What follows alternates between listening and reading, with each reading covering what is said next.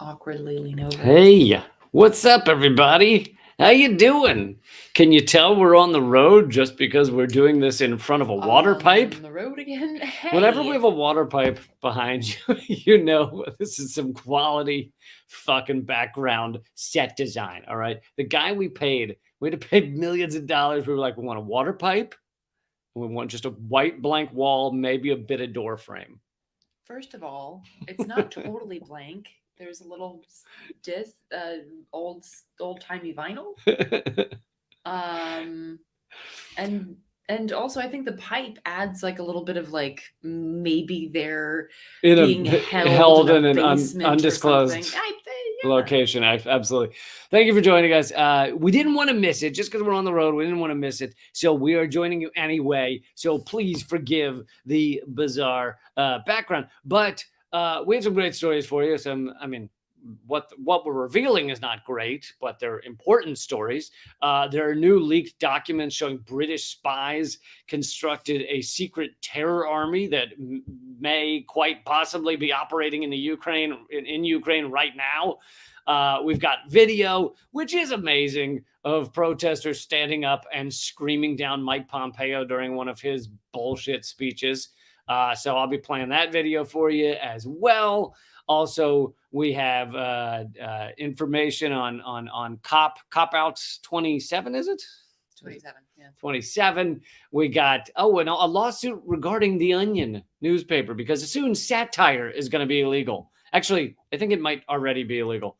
But so we got a lot of great articles and news for you coming up. So I just wanted to say, ignore the water pipe and just fucking get into this with us. Would you just give it a rest? I think it's a quite, you know what? Probably you're acting like nobody even noticed until you fucking, because it's like when somebody comes up to you and they're like, oh my gosh, I can't, like, I just haven't showered. I'm so sorry. And you're like, I wouldn't have noticed until you drew my attention to your lack of showering.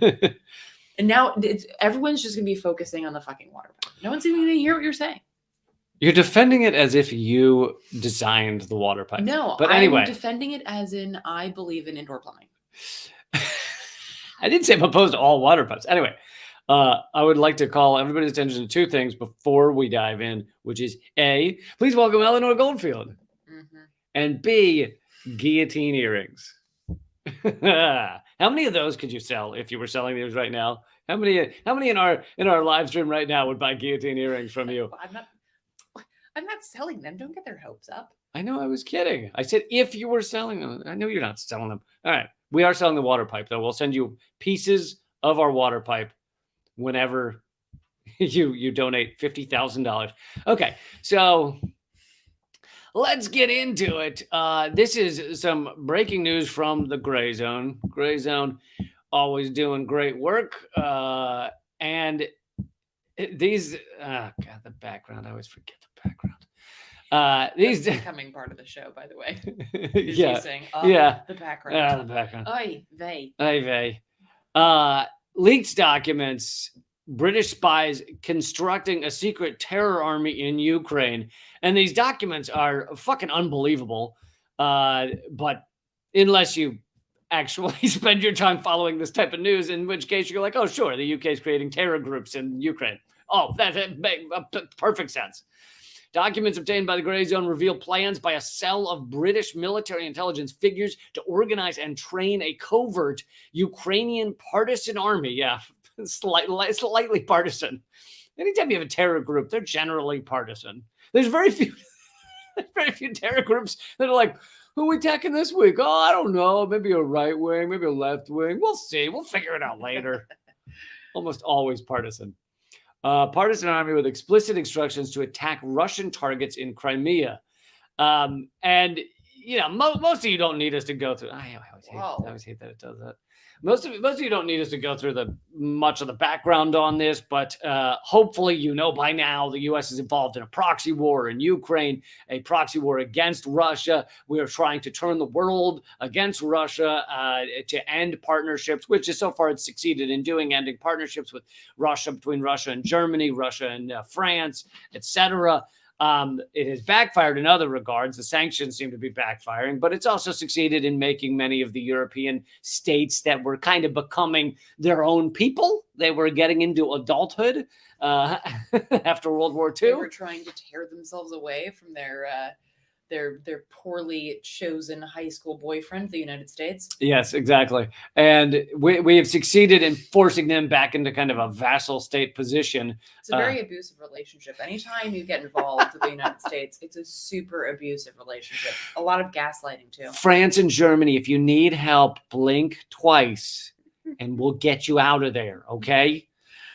So we're in this proxy war, but the U.S. doesn't want it to end, right? They want to keep it going, and UK and NATO want to keep it going as long as possible because we want to drain Russia. We want this to be like Vietnam was for us. We want it to be for Russia. And in fact, peace talks had nearly gone through, apparently back in April, between Zelensky and Putin, and the U.S. and UK ran in there and ended those peace talks because they do not want peace. So that's the background of this. And again, on October 26th, a Ukrainian drone attack damaged the Russian Black Sea Fleet's flagship vessel in the Crimean port of Sevastopol. Moscow immediately blamed Britain for assisting and orchestrating the site, as well as the strike, as well as blowing up the Nord Stream pipelines, the worst acts of industrial sabotage in recent memory. Many of you saw the news about those pipelines being blown up, which pretty much everyone has accepted it was either done by the US and UK or Ukraine with our weaponry. The British Ministry of Defense issued a blustery denial in response. Whoever was behind these specific attacks, suspicions of British hidden hand in the destruction are not unfounded. The Gray Zone has obtained leaked documents detailing British military intelligence operatives inking an agreement with the security services of Ukraine. They're called the Odessa branch, to create and train a secret Ukrainian partisan terror army. Eleanor, are you shocked? Does this floor you? I feel like it's almost cliche to be so jaded and be like, no, none of this surprises me anymore. I'm disgusted and I'm like horrified, but I'm not shocked. No, this is par for the course. I mean, when you have the U.S. empire overthrowing a government in 2014, installing Nazis, and then, okay, my math is terrible. How many years later? 8 years later. 8. Thank you. I got there on my own, though. Did you see that? I did that by myself. You did. I was very proud of you. Thank I mean, you. I saw you doing the invisible carry the 2. I was writing it out, but you know what? It's my work, it's important to show your work. Okay. Yeah. And then 8 years later, forces a proxy war in that same area. I mean, of course, there's a terror army. Which I think, can we start calling our military the terror army? I think we should. Yeah, it maybe is redundant nowadays. I mean, True. There probably used to be armies that were not terror armies, but now it's a lot of terror armies. Well, I mean, particularly the U.S., because the U.S. military is literally the largest terrorist organization in the world. But yeah, no, none of this. You only drop 40,000 bombs a year. That's not terrorism. So no, I mean, this is. If you look at the context, which I think is really important and something that we try to do, if you look at the context of this, no, this is not at all shocking. It's not at all surprising. It's fucking terrifying and horrifying and disgusting, but not shocking. Yeah. And,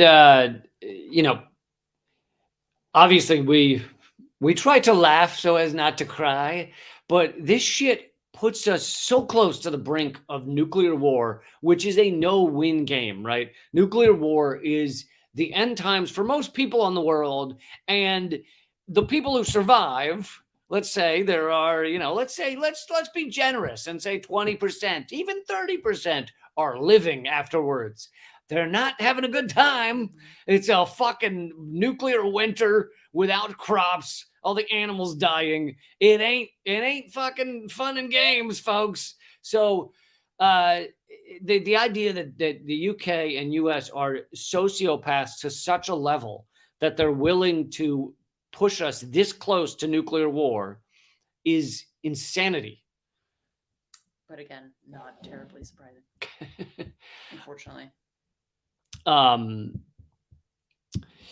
So back to this article from the Gray Zone, their plans, the British plans that have been leaked, called for this secret army to conduct sabotage and reconnaissance operations targeting Crimea on behalf of the Ukrainian Security Service, the SSU, precisely the kind of attacks witnessed in the past few weeks. And some of you know that Crimea, it was gifted to Ukraine, I don't know, maybe back in the 40s or something. Crimea, yeah. When Ukraine was a Soviet, right? It was part of the Soviet Union. So it was basically part of the larger Russia. And Crimea was gifted to Ukraine back in whatever year. But that was in a time when Ukraine was the Ukraine. It was a part of the Soviet Union. So it was So basically, Russia was gifting Crimea from part of it to another part of it. But then you have the fall of the Soviet Union. Ukraine becomes its own country, and many Crimeans, I think the vast majority actually, view themselves as Russian, and so they had a vote, and also Russia. I don't know whether I guess the term's annexed Crimea, but they also did have a vote that many people said was quite legitimate, more legitimate than U.S. elections at least, and the vote was that the Crimean people wanted to be part of Russia. So Crimea is part of Russia now, and Ukraine doesn't like that. But these terror attacks are used to just harm Russia in one more way. And they took out the bridge that linked Crimea to mainland Russia. They have also hit this ship that we already mentioned. And then, of course, there's the Nord Stream pipelines, which is not doesn't have to do with Crimea, but does have to do with terror attacks on Russia. Their plans, as the Gray Zone previously reported, the same coterie of military intelligence operatives was responsible for drawing up plans to blow up Crimea's Kerch Bridge. That goal was fulfilled on October 8th in the form of a suicide truck bomb attack, which, by the way, Ukraine at the time, like Zelensky and the other Ukrainian higher-ups who are basically puppets of the U.S. empire, they celebrated it when that bridge was blown up, even designing a postage stamp to celebrate the explosion. But then they realized that looked bad. That looked bad to celebrate a terror attack. So they then flipped and said it was a false flag and said Russia did it. Although I do have to applaud them for being so overt that you design a stamp. Imagine if we did that. There's just we've got a series of stamps where this is where we're drone bombing Pakistan, and this is where we're giving money to Israel so they can so that they can illegally occupy Palestine. Imagine if we had little fucking stamps celebrating that. And it just says Operation Northwoods. Right. Yeah, just U.S. attacking our own people. Blueprints were produced, it says, by a military veteran named Hugh Ward at the request of Chris Donnelly, a British military intelligence operative, branded support for maritime raiding operations. The planned assault on Crimea aims to, quote, degrade Russia's ability to blockade Kiev, erode Moscow's warfighting capability, and isolate Russian land and maritime forces in Crimea by denying resupply by sea and overland via Kerch. And by the way, if any of these things were proven, if it were proven that the British attacked Russian ships, Russian bridges, if the British or the U.S. were actively not donating missiles like we've been doing since day one, but actively involved in any of these strikes, it's fucking, it is an active war directly between, not proxy war, but directly between Russia and UK or US, which is like a fucking nuclear war, essentially. It just sets off a nuclear war. And so the idea that they're playing this fast and loose, all it would have to do is be proven that they were behind these, and it's fucking game over, man. Well, it can't be that well hidden, can it? Don't you think Russia's aware? Oh, Russia knows. Oh, okay. I'm saying if it were clear. If it were clear publicly, yeah. This is the last part I'll read. In September 21st letter to his inner circle, Donnelly fretted that the Biden administration. Oh yeah, this is how psychopathic this fucking guy is. The Brit that's behind this blueprint. In a September 21st letter that's been leaked, Donnelly fretted that the Biden administration was not wholly committed to total war with Russia. He's just not fully in it, folks. Citing public statements by officials in Washington hoping for a negotiated settlement between Ukraine and Russia, Donnelly declared, "This U.S. position must be challenged firmly and at once. How dare there be peace?" Now, it's also hilarious because Biden and the UK have crushed peace. Yeah. So it's like the idea that Biden and are not hard enough. Yeah, the U.S. administration, let's be honest, Biden is fucking... He's lucky if he makes a decision on which pudding he gets that night. The U.S. administration is not belligerent enough is like fucking hilarious. Yeah. In a separate communique, Donnelly blasted Biden as, quote, so unwise as to beggar belief, unquote, for warning the Ukraine conflict could lead to Armageddon. Yeah, it fucking could. All right. Well, that is some crazy leaked information. And again, this shows the importance of independent media. This is the type of story that is covered exactly zero on your mainstream media. They don't want you to know any of this. These are leaked documents coming out of British intelligence, and you hear none of it. Fucking none of it. And it's leaked information like this, which is why Julian Assange is being tortured in prison, because the U.S. government cannot stand when this type of information comes out, or UK government. Although, yeah, they continue to stand, even though the information came out thanks to Assange and Snowden. And... yeah, it'd be nice if it caused, an end to the empire. That'd be. I know. Although I do think, as people like Hedges and many more have pointed out, the empire is in decline. The question is just, when will it actually breathe its last? And I do think that what Assange did and what Snowden's done and all of that, has definitely pushed it further and allowed more people to see what's really going on, and therefore disabuse themselves of the notion that the U.S. empire is something that could ever be good, that could ever be worth supporting or standing up for in any sort of patriotic or nationalistic way. So we can never really measure exactly how it's contributed to that shift, but yeah, no, you can't know those ramifications or those ripples, and that's why it's important. So folks, we're doing a couple more stories. Then all of the rest of the live stream will be at rumble.com/LeeCamp, rumble.com/LeeCamp. But this is also a podcast that you can listen to for free if you prefer the podcast thing. It's called Common Censored. Check it out anytime. But we'll do a few more stories on all the platforms. Then we're going to just rumble.com/LeeCamp. I'll leave it to you. What would you like to do next? Would you like to do this story? Or I am at these kind of decisions. It's like, where should we eat? I don't know. Food? Or that one? Wait, I didn't see what tab you opened. This one or that one? I don't know.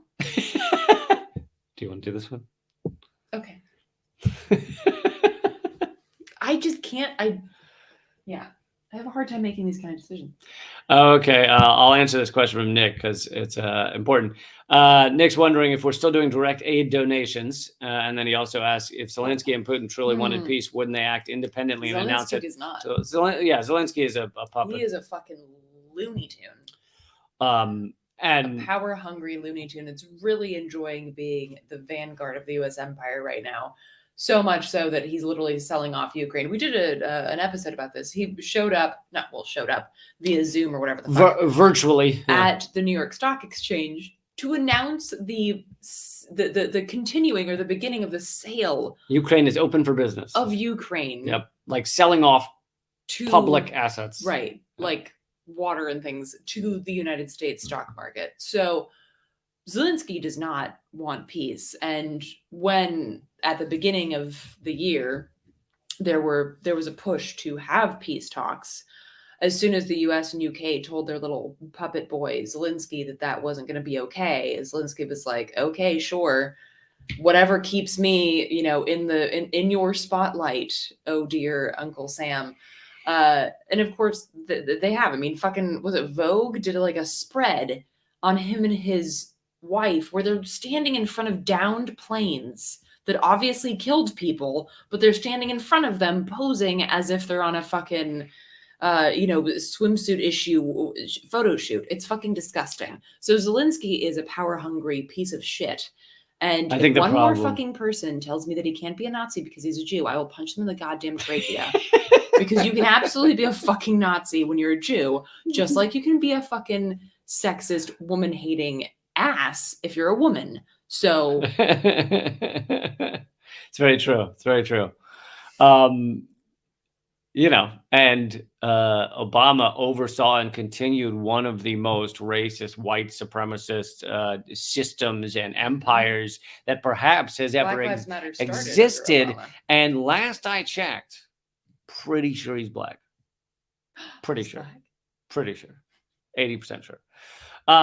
Pulling from Blazing Saddles there. To answer Nick's question, no, Nick, I know you were gone for a year. We don't know where you went missing up in the mountains somewhere, but no, sounds nice. We don't do so for a year and a half. For those who don't know, every donation that came in on the YouTube super chats was donated back to people who were struggling. But since that time, I've had my entire TV show and my YouTube channel, my bigger YouTube channel, deleted, banned globally, my TV show canceled, and everything. So we have stopped doing that for the time being. But we also are not, hyping the super chats like we used to. It used to be, hey, everybody, give it the super chat, and we'll give it, forward it to people who are struggling. So anyway. Oh, and just because somebody had asked, so if that's Zelensky, what is Putin? Don't get me wrong. Putin is a douche canoe, and I do not support Putin. He's an ass. He's a fucking arrogant piece of shit. Like, they're all like, okay. I mean, because I'm talking shit about Zelensky does not mean that I like Putin. The ruling elite, with only a couple, maybe two exceptions in the world, are cunt faces. Yes. But I think specifically because there's so much ire against Putin, and there's so much like Putin eats babies or whatever the fuck, and there's so much pedestaling of Zelensky, I feel the need to draw that fucker down to where he belongs in the same muck and mire as the Putins and the Bidens and the military industrial complexes of the world, because that's where they all belong, in that toxic sludge that is drowning us all in the threat of nuclear Armageddon. So I think it's important it's not that I'm saying like, oh, fucking Putin, yay, I have a poster of him in my boudoir. No, I fucking hate him. But I think it's important to, to make sure that we're talking, we are dragging the people down that are being totally misleadingly pedestaled by mainstream media. Right. Yeah.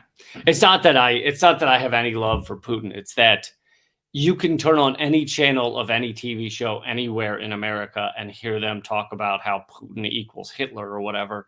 But you can also turn on all of those channels and never hear the reality of what Zelensky's doing, of what Ukraine is, of what the proxy war, of all this. So I feel the need to give the information that is not out there. So, anyway, you're going to do the story. That being said, let's get to this story. Also, Nick, we might not be doing fundraising things, but we can still do para characters. So, like, I'm just saying. Anyway. So speaking of the mire, the toxic sludge of the military-industrial complex, Stephen Semler is a fucking great, I don't know if he's specifically a journalist or specifically a data he's a data analyst. Statistician. Wait, here you don't have to say statistician. You just say data analyst. Statistician. Data analyst. He's a statistician. Statistician. Is that someone that studies stashes, like mustaches? I don't know. I don't have one. What's the percentage of mustaches? Well, it's a statistician. So, and you can also find his page, Speaking Security, via radindiemedia.com. So I'll put that in the comment thread. Do that. So he has a new piece out that compares the government's two approaches to inflation relief. And so basically he compares you and I, the little people compared to the military industrial complex, the actual players that own our government. And he writes that specifically there was there I mean, to put it simply, the government is making sure that the military industrial complex has all the cash that it needs. But in the finer print here, Senator Kevin Cramer, a Republican from North Dakota, introduced an amendment basically asking to modify existing DoD contracts because of the record levels of inflation. Now, what does that mean, pray tell? Well, it means that basically the military policy bill could be used to, quote, modify the terms and conditions of a contract in order to provide an economic price adjustment. Wow, that's a really nice way of saying give the people who bomb children more money. So if you scroll down, please. Working on it. To the graph, please. Going to the graph. Because I really, really like Stephen Semler's graphs because they is wow. These be good graphs. Those is bees the best graphs I've seen since I've seen the graphs. Okay, you know what? I think it would be less funny if I weren't from North Carolina. Okay, so if you look at this graph, it's a basic comparison between the second round of relief checks, which, if you'll remember, were things that a lot of people didn't get. Those $600 checks that, like, surprisingly a lot of people didn't get. And it was called a relief check because when you relieve yourself, you're pissing, and it was the government pissing on us. So by the way, they were supposed to, if you recall, they were going to be $2,000 after the 2020 elections, right? That's what the Democrats promised. That's how the Democrats won the Senate by 1 seat. Right. Yeah. And then they were like, actually, they were like, we meant $2,000 after you calculate for the groceries you bought for the past 3 years. Wait, what? So basically, he notes that the second round of relief checks was $141 billion for every single American that qualified. So basically, like, not people who are undocumented, all that fucking thing. And then surprisingly, a lot of people didn't get them. I don't know. It got lost in the mail, right? So Stephen points out that the cost for those checks for every American was about $13 billion less than the amount that went to 4 military contractors. So in that graph, you see that Boeing, General Dynamics, Raytheon, and then Lockheed Martin was really the belle of the ball here on this one, got, all told, $154 billion the fiscal year 2020. And the money, those $600 checks in 2020 cost $141 billion. So you, me, and 300 plus million Americans were only worth $141 billion, but 4 companies were worth $154 billion. So more money going to weapons contractors. To just 4. That's like if 4 people, can you imagine if 4 people got $141 billion for, like, to get through COVID? Like, that'd be nice. But I mean, like, first of all, I can't even fucking comprehend the amount of money we're talking about, because to me, $100 still sounds like a lot. When someone's like, oh, that'll be $100. I'm like, what? So this amount of fucking money is just, I can't, like. Yeah, no, it's unbelievable. What? It's unbelievable. I'll just say it again for those of you who haven't thought about it in a while. If you make $40,000 a year after taxes, in order to have $1 trillion, which is what we spend on the military every year, in order to have $1 trillion, you would need to work for 25 million years. So get started. Get started now, because you're going to want to chip away at that. You don't want to chip away at that. You don't want to try and hit it all at once. Like in 25 million years ago, I'm just trying to think, like, what was going on the planet? You're like halfway back to the dinosaurs at that point. Something like that. Yeah. Yeah. It's a while ago. It's a while ago. Yeah. So, and again, here's the thing. It's like, just like the fucking Gray Zone story, no, this is not surprising. People watching this, especially if you watch League a bunch or you listen to us, you're not sitting there being like, the what now? Like, you know that this is something that happens, but like, it has to, what is it that you told me once? Like, you don't need to be shocked, but you always need to be angry about it. Like, yeah. And you always have to feel that it's not okay. You need to keep your fury. Right. Even if you're not shocked. Yeah. So no, I'm not fucking shocked, but especially when you have the visual aid, like, I'm sorry, but not to like, I just like the graphs. Okay. You don't have to draw me a picture, but I like when you do. It's just fucking like, what? What is actually the exact response to this. What? Okay, so in a few minutes we'll do one more story, and then we're gonna show that video of the people fucking yelling down Mike Pompeo. It's pretty incredible. But after that story, we will just be at rumble.com/LeeCamp.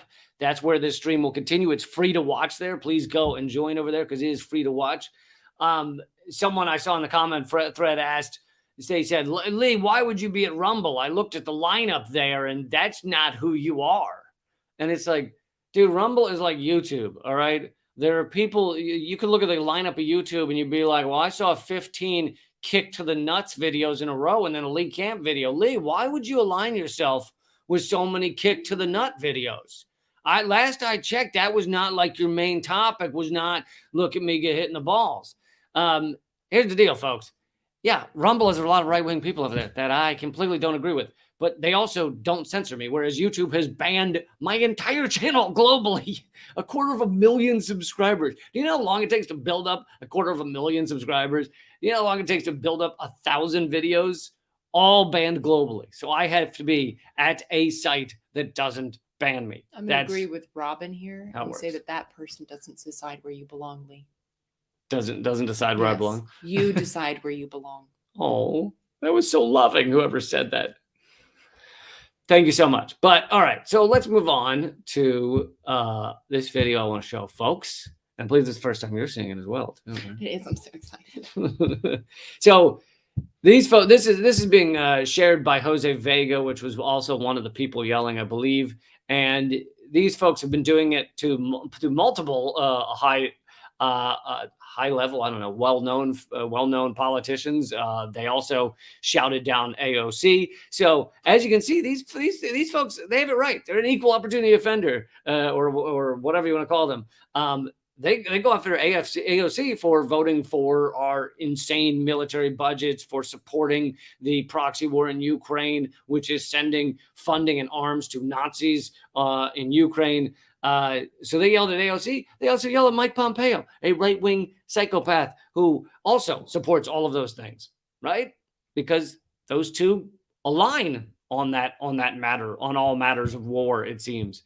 So anyway, here they are, Mike Pompeo giving a speech, and you'll hear the lovely fans, the lovely, clearly well-informed fans in the audience cheering every time they try and shut up the protesters. You were going to say? Well, I was just going to say about that, having gone into Congress a couple of times with Code Pink, or also with Popular Resistance, I believe, they always fucking clap when you get dragged out. They love it because they're there to see Henry Kissinger. They're there to see John McCain when he was alive. Obviously, they didn't have his corpse out or anything. This is what they want. So when you interrupt their fawning over Henry Kissinger, that is, right. Of course, right. They're going to be happy if you get dragged out and your shoulder dislocated by some jackass who works for the Capitol Police. I'm not bitter. You didn't have your shoulder dislocated, though. No, because I am strong like bull. Well put. All right, so let's see here. Let's watch the video. I'm going to show most of it. We won't go all the way to them, but He said, Mike Pompeo, worst Secretary of State in history. Yeah, and you're right. You are the worst Secretary of State in history. Why don't you tell us about the fact that you lied and stole? The policies that you implemented, you were Secretary of State. They're a reason that we're currently headed towards a nuclear war with Russia and China. You distinguish yourself from people like Obama, but the two parties, they are the war party. And you are a deranged maniac who has led us forward for what? Talk to us why you killed Soleimani. Why'd you kill him? You that could have led us to another third world war.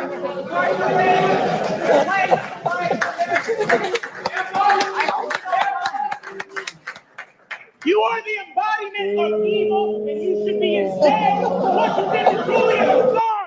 For all the dead children in Syria and in the Middle East, you should be in jail, and you should apologize for what you've done. Will you apologize, yes or no? You are the reason we are in this mess. 5 years ago. Go ahead, answer.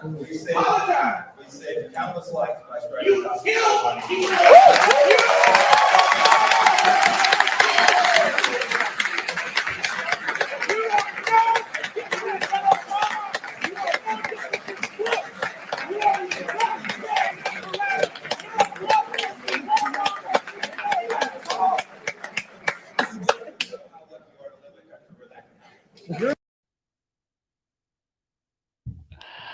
I'll stop there, but Great. I like it. but it's beautiful what they do, and then on top of that, there's multiple guys there. So as one is shut down, another one stands up, and but the Pompeo has no real answers to this. I think he tried to say we saved a lot of lives or whatever. All he's got is this kind of bullshit charade garbage, and they have no answers, and they're so rarely even confronted with these facts. Like, the guy said, tell us why you killed Soleimani. I mean, this was an assassination of an the top Iranian general with a drone bomb that also killed Iraqi generals who we were so-called aligned with. And it again was incredibly close to nuclear war. Yeah, Iran doesn't have nuclear weapons, but some allies do. And or even just a full-on hot war between Iran and America, even if it weren't nuclear, would have been devastating to so many. I mean, the number of people who would have been killed would have been just insane. And that's what we do. That's how we behave. We're fine with that risk. And so Pompeo, they also brought up Assange. Pompeo was responsible for not only continuing the efforts to imprison and torture Assange, but the CIA came up with assassination plans for Assange under Pompeo.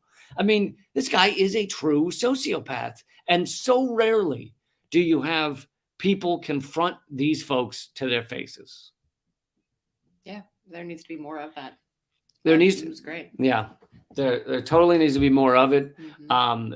Again, there's nothing. They're not attacking him. I know that this past week you had Pelosi's husband get attacked with a hammer. That's not what this is. This is people confronting politicians and saying, "You have stood for the most damaging, horrific shit in the world.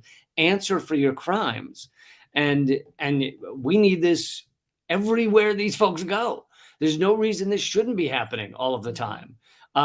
Because unlike, and some people go, well, you celebrities deserve to live their lives without being, without being screamed at or yelled at or whatever. There's a big difference between those who are making the decisions to commit war crimes and to kill people and to imprison and torture journalists. They're not making sitcoms.